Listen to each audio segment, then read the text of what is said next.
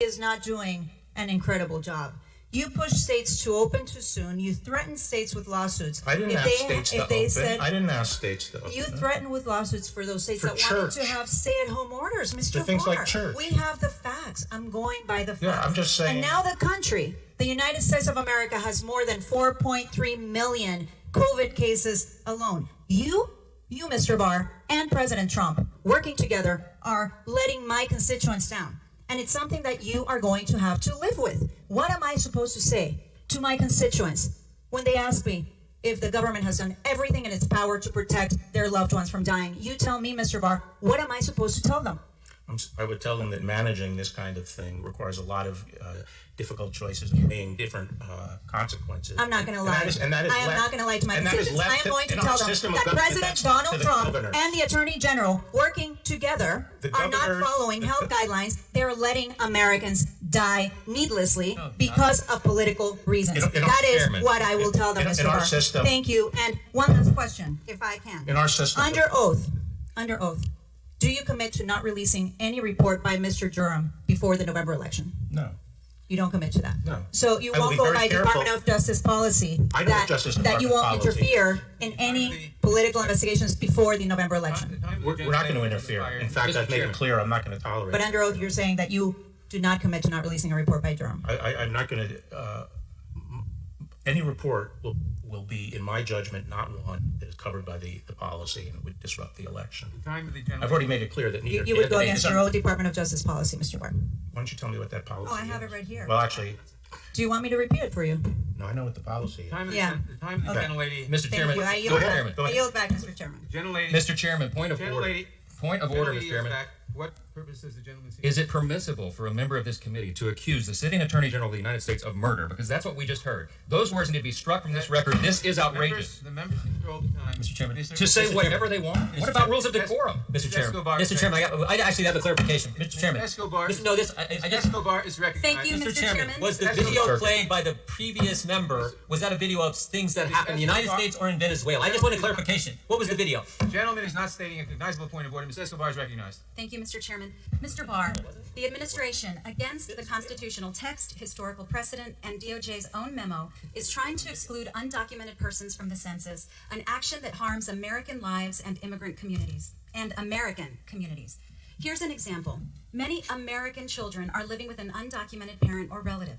This change in the census means that those children, American children, would receive less money for programs like the National School Lunch Program, Head Start, or the State Children's Health Insurance Program.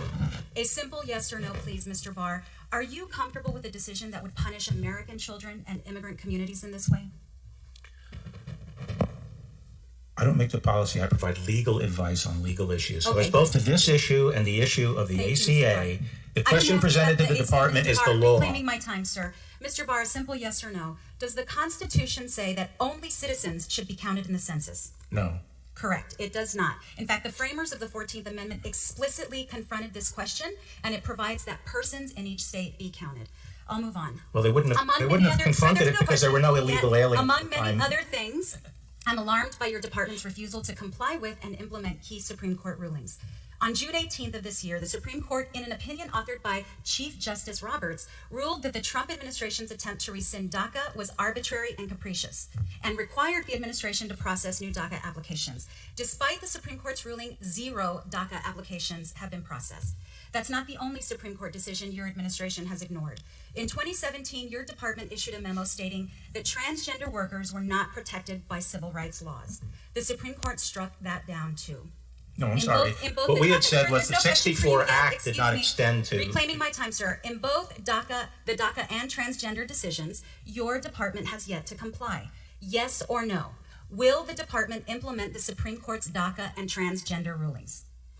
Yes, I think we are. The DACA ruling? Yes. You are now processing DACA applications? I think what we're trying to do now is restore the administrative process. And Sir, I think DHS has put out a rule. I think DHS put out a rule today. Thank you, sir. Sir, earlier you testified... At least that's what I was told. You testified that you discussed the president's re-election campaign with him. Does the president tell you what he thinks the winning issues for him would be in his re-election? I'm going to discuss my discussions with the president. I'm not asking you to divulge anything private or classified. Well, I think my discussions with the president are confidential. Okay. Have you? But it shouldn't surprise you in an election year, the topic of the election comes up. Well, it surprises me that the DOJ has become so politicized. That's what surprises me.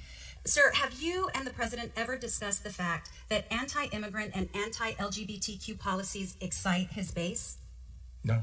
You've never had that conversation. No. He's never told you that his anti-immigrant policies, his anti-LGBTQ policies gin up his base. I haven't discussed that with him, but I assume the immigration, I think a lot of his base does care about immigration policy. Does that motivate some of the work that you do?